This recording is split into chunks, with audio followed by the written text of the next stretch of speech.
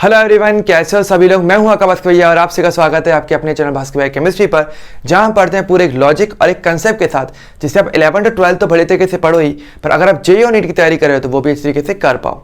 सो बच्चों, देखो हमारा चैप्टर चल रहा था तत्वों का वर्गीकरण एवं गुणधर्मों में आवर्तता, एंड आज इसका लेक्चर नंबर 2 और जो इंपॉर्टेंट टॉपिक आज हम कवर करेंगे वो है मैंडलीफ की आवर्त सारणी। बच्चों देखो, अगर बात करेंगे इस टॉपिक का तो ये टॉपिक बहुत ज़्यादा इंपॉर्टेंट हो जाता है, क्योंकि देखो इस चैप्टर में अगर हम बात करें तो हम क्या पढ़ रहे थे। हम ये पढ़ रहे थे कि तत्व हमारे पास प्रकृति में तो बहुत सारे हैं, करीब 118 तत्व हमारे पास आज के टाइम पे पाए जाते हैं, लेकिन आपको पता है कि उन तत्वों का अध्ययन करना बहुत ज़रूरी है, क्योंकि अगर तत्वों का आप अध्ययन करोगे तो बाद में उनका उपयोग भी कर पाओगे। सही बात। तो अगर अध्ययन कैसे कर पाओगे, अध्ययन तब ज़्यादा ईजी हो पाएगा कि अगर आप तत्वों को उनके गुणों के आधार पर वर्गीकृत कर दो, उनको व्यवस्थित करो, जैसे कि एक जैसे गुण वालों को आप एक साथ रख पाओ और अलग अलग गुण वालों को अलग अलग रख पाओ। फायदा क्या होगा इससे? फायदा ये होगा कि भाई जो गुण एक जैसे रखेंगे तो उनमें आप अच्छे तरीके से कंपेयर करते हुए अध्ययन कर पाओगे, तुलनात्मक अध्ययन कर पाओगे, और फिर किसका उपयोग करना चाहिए किसका नहीं करना चाहिए परिस्थितियों के अनुसार वो भी कर पाओगे। तो ये बहुत अच्छा आइडिया रहता था। इस तरीके से क्या आए थे, बहुत सारे साइंटिस्ट आए, उन्होंने क्या किया, तत्वों को वर्गीकृत करना स्टार्ट किया धीरे धीरे करके। सबसे पहले जो प्रॉपर नियम दिया था वो दिया था हमारे डॉबे-रायना ने, जो कि हमने लेक्चर 1 में देखा था। डॉबे-रायना ने सबसे पहले नियम दिया था, डॉबे-रायना का त्रिक नियम, जिसने उन्होंने तत्वों को 3-3 के समूह बनाए और परमाणु भार के बढ़ते हुए क्रम में रखा। एक तो वो हमारा व्यवस्थीकरण था। दूसरा हमारे पास क्या था, दूसरा जो हमारा वर्गीकरण किया गया था वो किया गया था न्यूलैंड्स के द्वारा। उन्होंने क्या किया था, उन्होंने भी तत्वों के परमाणु भार के बढ़ते हुए क्रम में रखा, पर उन्होंने 8 का समूह बनाना चाहा एक तरीके से, कि भाई एक तत्व और उससे 8वें नंबर के तत्व की आप तुलना करो तो आपको गुणों में समानता मिलेगी, ऐसे करके। इसके बाद लोथर मेयर भी आया था, उसने भी प्रयास किया था, और चैरकोटोइस भी आया था, जिन्होंने भी परमाणु भार को कहीं ना कहीं आधार माना था, पर वो सभी कहीं ना कहीं क्या होगा, फेल हो जाते थोड़ा थोड़ा, क्योंकि उनमें कमियां आ रही थी। फिर इसके बाद आया था मैंडलीफ। तो उदाहरण ना, मैंडलीफ ने सबसे शानदार वाला काम किया था एक बार के लिए, तो तारीफ इसकी की जानी चाहिए। मैंडलीफ के टाइम तक अगर बात करेंगे तो हमारे पास जो ज्ञात तत्व थे मैंडलीफ के समय तक, वो हमारे पास एक टोटल 63 तत्व हमारे पास मैंडलीफ के टाइम तक ज्ञात थे। और मैंडलीफ ने क्या किया था, मैंडलीफ ने भी कहीं ना कहीं परमाणु भार को ही आधार माना था, यानी इसका भी मेन आधार क्या था, हमारा परमाणु भार। इसने भी कहीं ना कहीं तत्वों को परमाणु भार के बढ़ते हुए क्रम में ही रखा था।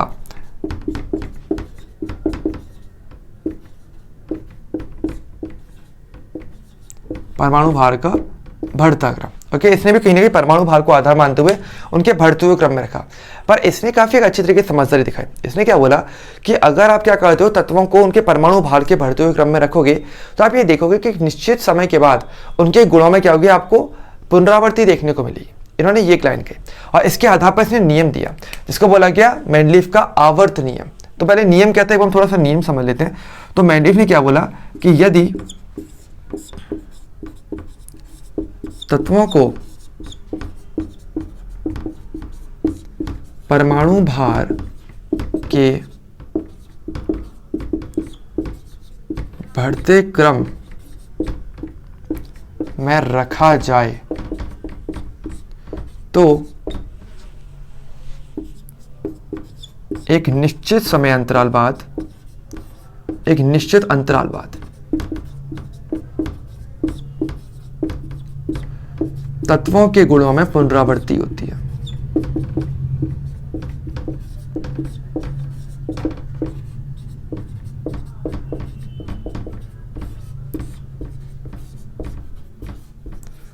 तत्वों के गुणों में क्या होती है, पुनरावृत्ति, मतलब वो रिपीट होते हैं, ठीक है। तो उन्होंने क्या बोला, अर्थात तत्वों के गुण या गुणधर्म, अगर आप कहो तो तत्वों के गुणधर्म उनके परमाणु भार के आवर्त फलन होते हैं।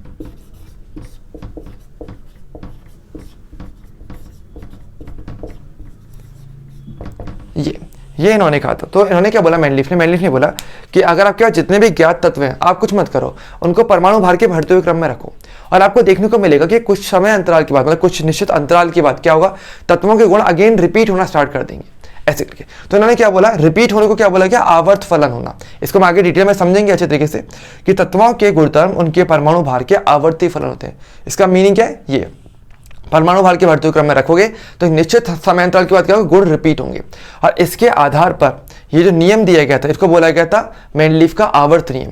और इसी के आधार पर मेंडलीफ ने सबसे पहले एक तालिका बनाई, यानी एक टेबल बनाई और उसके अंदर सभी तत्वों को व्यवस्थित किया और इसको बोला गया था मेंडलीफ की आवर्त तालिका।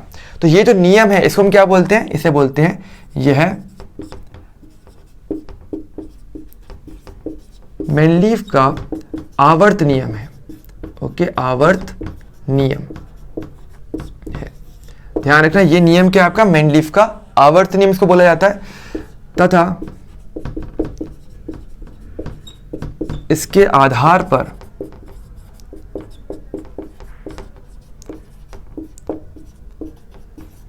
मेंडलीव ने सर्वप्रथम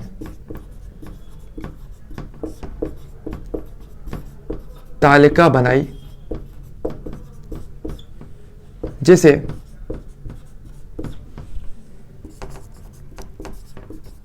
आवर्त तालिका या सारणी कहा जाता है।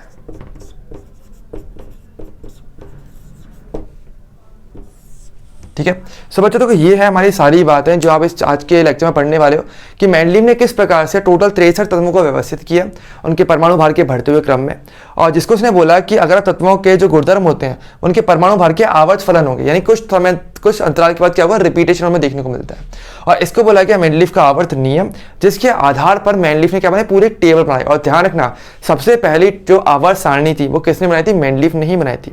तो तालिका के रूप में सबसे पहले तत्वों को व्यवस्थित करने का काम भी मेंडलीव ने ही किया था, इसका श्रेय मेंडलीव को जाता है। ओके, ये आपको हमेशा ध्यान रखना है।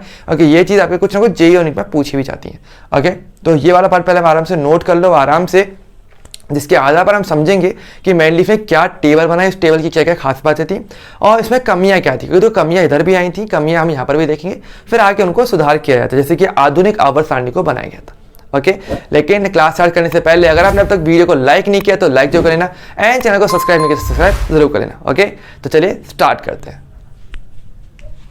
सो बच्चों, जैसे कि मेंडलीव ने अपने आवर्त नियम में बताया था क्या कि हमारे जो तत्व होते हैं उनके जो गुणधर्म होते हैं, यानी उनके जो गुण है, भौतिक गुण या रासायनिक गुण, वो परमाणु भार के आवर्त फलन होते हैं, इनके परमाणु भार पर निर्भर करते हैं। ठीक है, और अगर आप तत्वों को परमाणु भार के बढ़ते हुए क्रम में रखोगे तो क्या मिलेगा आपको, वहां पर गुणों में पुनरावृत्ति देखने को मिलेगी, उसको बोलते हैं आवर्त फलन होना। ठीक है, अच्छा, और इसी के आधार पर क्या बनाया गया था, आवर्त सारणी को बनाया गया था। अब कैसे बनाया गया था, पहले इसका हम थोड़ा सा एक आइडिया ले लेते हैं। ठीक है, जैसे कि इसके समय तक जो तत्व ज्ञात थे पहले हम उनकी बात करते हैं। जैसे कि टाइम लिथियम था, बेरिलियम था, बोरॉन था, कार्बन, नाइट्रोजन, ऑक्सीजन, फ्लोरीन, काफी सारे तत्व हमारे पास ज्ञात थे, है ना। तो देखो आपको पता है कि भाई यहाँ पर क्या लिथियम का जो परमाणु भार है वो कम होता है, और अगर आप लेफ्ट टू राइट जा रहे हो तो क्या हो रहा है, परमाणु भार बढ़ता जा रहा है। तो पहले हम क्या करें, तत्वों के परमाणु भार के बढ़ते हुए क्रम में रखेंगे। अब फ्लोरीन के बाद कौन आता है, इसके बाद था सोडियम था, पर हम ये जानता था अच्छी तरीके से कि सोडियम के जो गुण है और लिथियम के जो गुण है वो कहीं ना कहीं एक जैसे थे। तो इन्होंने क्या करा, सोडियम को कहाँ रख दिया, लिथियम के नीचे रख दिया ऐसे। इसके बाद उसके बाद बेरिलियम के बाद कौन आया यहाँ पे, फिर मैग्नीशियम आ गया, क्योंकि बेरिलियम और मैग्नीशियम के गुण क्या थे, एक जैसे थे। फिर इसके बाद सोडियम, मैग्नीशियम, फिर यहाँ पे एल्यूमिनियम रखा इसने, फिर रखा सिलिकॉन, फिर फास्फोरस, फिर सल्फर, फिर क्लोरीन, इनको रखा। इसके बाद जो ज्ञात तत्व था वो था हमारा पोटेशियम, फिर यहाँ पे कैल्शियम, और फिर यहाँ पे इसके बाद यहाँ पे सिर्फ स्कैंडियम को रखा, इस प्रकार से। तो इन्होंने क्या बोला, इन्होंने ये बोला कि अगर आप, हमने क्या कर रहे हो, तत्वों को हम परमाणु भार के बढ़ते हुए क्रम में रख रहे हैं। ठीक है, और बढ़ते हुए क्रम में रखेंगे तो आपको एहसास होगा कि जैसे फ्लोरीन के पास सोडियम आएगा, सोडियम का भार फ्लोरीन से ज्यादा है, बिल्कुल सही है, लेकिन सोडियम के गुण क्या है, लिथियम के बिल्कुल एक जैसे हैं। तो आप उसको लिथियम के साथ एक नीचे वर्ग में रखते हुए चले जाओ। और ऐसे मैग्नीशियम आएगा, मैग्नीशियम का भार सोडियम से ज्यादा है लेकिन उसके गुण बेरिलियम के जैसे हैं, तो उसको बेरिलियम के साथ रख दिया। ऐसे एल्यूमिनियम के गुण बोरॉन के जैसे, उसको उसके साथ रखा। कार्बन, सिलिकॉन को एक साथ रखा, जिससे क्या बन गया, एक टेबल बन गई। क्योंकि देखो टेबल में अगर बात करें किसी सारणी में हमारे पास, अगर आप देखो तो इसको देखो मैं सारणीबद्ध कर सकता हूँ। कैसे, इस प्रकार से मैंने सारणी बनाई, और ये देखो आप इस प्रकार से क्या हो गया, हमने यहाँ पे इनको अलग अलग वर्ग में, और जो हमारा समूह है वर्ग और आवर्त, उनमें हमने क्या इनको रख दिया इस प्रकार से। तो ये क्या एक सारणी होगा। एक सारणी की क्या पहचान होती है, एक सारणी होती है जिसके अंदर आपके पास क्षैतिज पंक्तियां जो कि लेफ्ट टू राइट आप पढ़ते हैं वो हो, और आपके ऊर्ध्वाधर पंक्तियां होती हैं, है ना। एक सारणी में हम क्या देखते हैं, एक सारणी में अगर हम बात करेंगे सो आप क्या बोलते हो, एक सारणी की पहचान क्या होती है कि उसके पास एक तो क्या होती है, आपकी क्षैतिज पंक्ति होती है ना। क्षैतिज पंक्ति जो कि कैसे पढ़ी जाती है, आपकी बाएं से दाएं, जो लेफ्ट टू राइट जाती है, बाएं से दाएं। ओके, वो आपकी होती है क्षैतिज पंक्ति, और एक होती है आपकी ऊर्ध्वाधर पंक्ति, ऊर्ध्वाधर पंक्ति। और वो क्या होती हैं, जो कि ऊपर से नीचे जाती हैं। तो क्षैतिज तो क्या होगी, आपके एरो का डायरेक्शन लेफ्ट से राइट की हो, ठीक है, यानी कि बाएं से दाएं। और ऊर्ध्वाधर पंक्ति कैसी होती है, जो ऊपर से नीचे चलती है, वो आपकी हो जाती है ऊर्ध्वाधर पंक्तियां। तो आप ध्यान से देखो, एक सारणी में लेफ्ट टू राइट भी आप जा रहे हो और ऊपर से नीचे भी जा रहे हो, इस प्रकार से। तो इस तरीके से क्या हुआ, मेनलीफ ने क्या हुआ, सभी तत्वों को व्यवस्थित करना स्टार्ट किया। कि उन्होंने क्या कहा, तत्वों के परमाणु भार के बढ़ते हुए क्रम में तो रखेंगे, लेकिन जैसे ही तत्वों के गुण बराबर हो जाएंगे, एक जैसे आ जाएंगे, तो उनको एक साथ एक ही ऊर्ध्वाधर पंक्ति में रख देंगे। इस तरीके से इन्होंने बातें कही थी। ओके, तो ये बेसिक आइडिया था जिस आधार पर क्या है, आवर्त सारणी को मेनलीफ ने बनाया था। ठीक है, तो पहले एक बार बात है, इसको पहले एक बार नोट कर लो, फिर हम प्रॉपर जो आवर्त सारणी है उसको देखेंगे और उसकी सारी एक एक बातों को समझेंगे। ओके, तो पहले फटाफट एक बार इसको नोट कर ले जाए।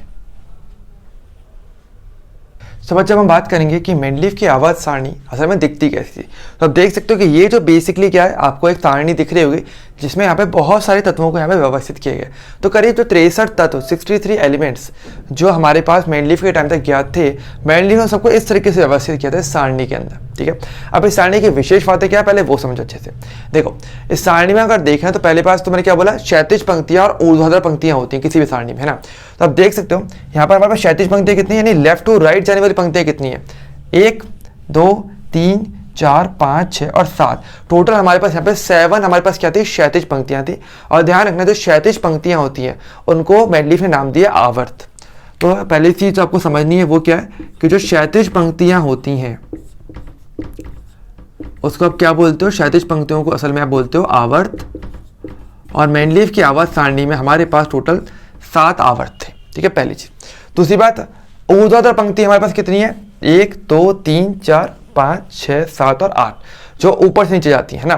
तो ऊर्ध्वाधर पंक्ति हमारे पास क्या 8, और मेंडलीफ ने ऊर्ध्वाधर पंक्तियों को बोला गया वर्ग। ठीक है, वर्ग या समूह। तो मेंडलीफ ने क्या बोला कि हमारी जो ऊर्ध्वाधर पंक्तियां होती हैं, ऊर्ध्वाधर पंक्ति, उनको आप क्या बोलते हो, उनको आप कहते हो वर्ग या फिर आप कहते हो समूह।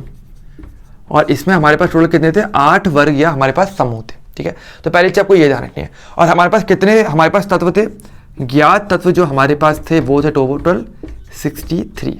ठीक है, ये बात आपको ध्यान रखनी है जी। ठीक है, अब देखो इस सारणी के बारे में कुछ बातें समझ लो अच्छे तरीके से। पहली चीज तो क्या कि सारणी इस आधार पर बनाई गई कि आप तत्वों को उनके परमाणु भार के बढ़ते हुए क्रम में रखोगे।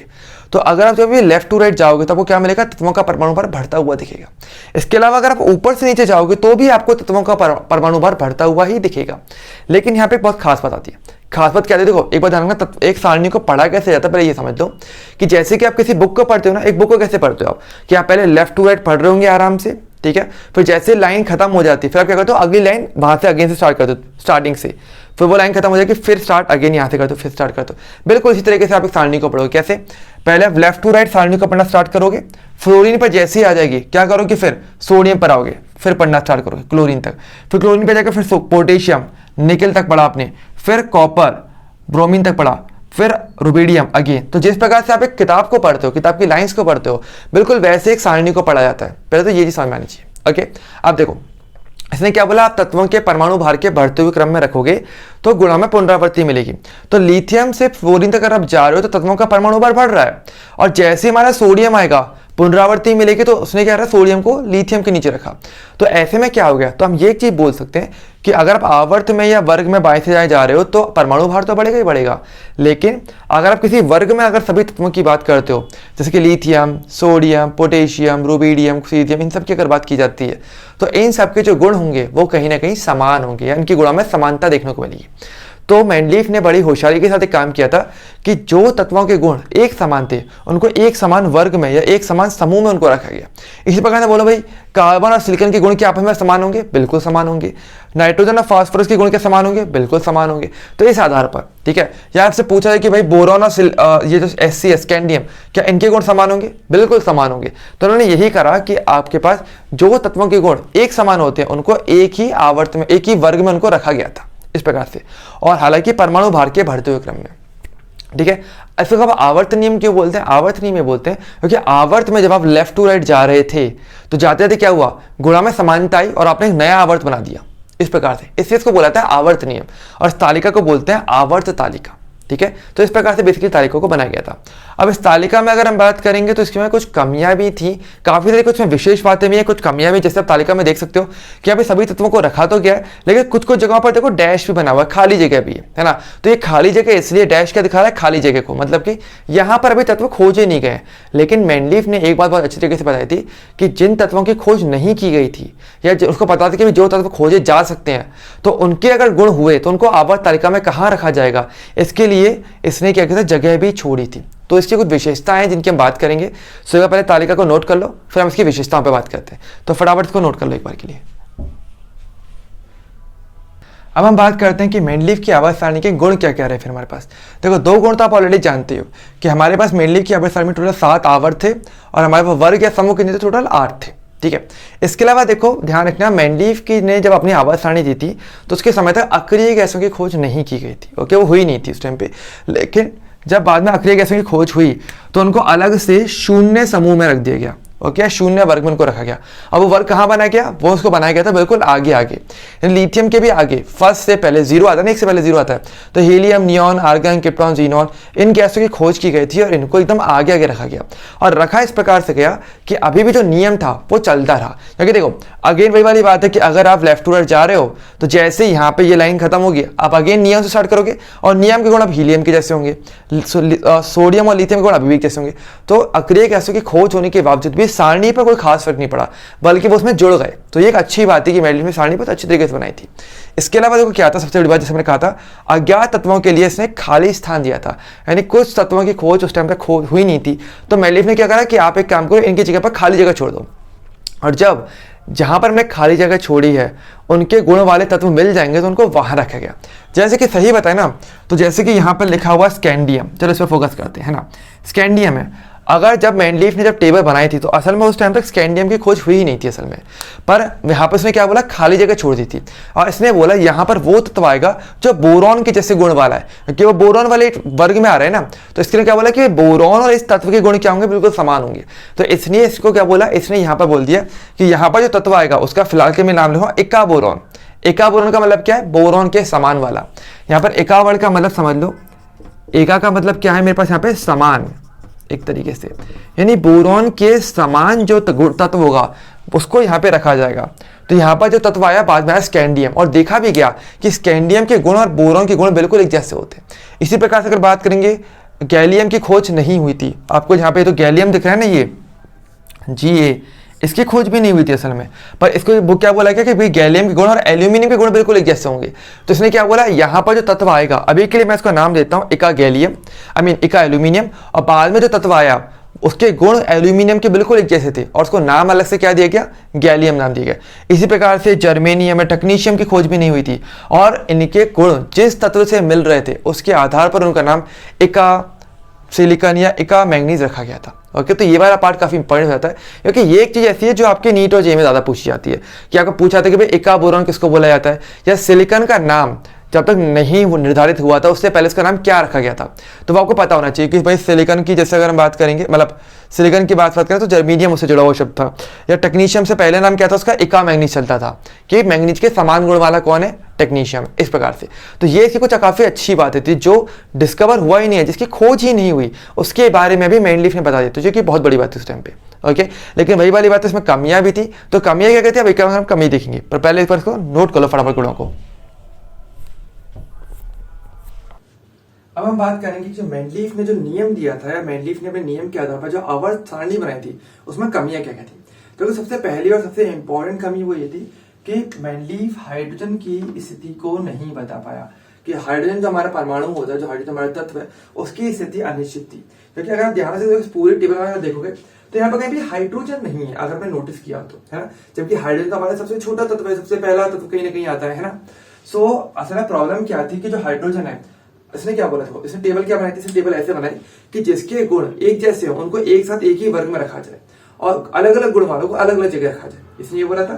तो यहाँ पर अगर देखा जाए तो हाइड्रोजन कहीं ना कहीं लिथियम, सोडियम, पोटेशियम, इनसे गुणों में समानता प्रदर्शित करता है, तो कायदे से इसको पहले वर्ग में रखना चाहिए था।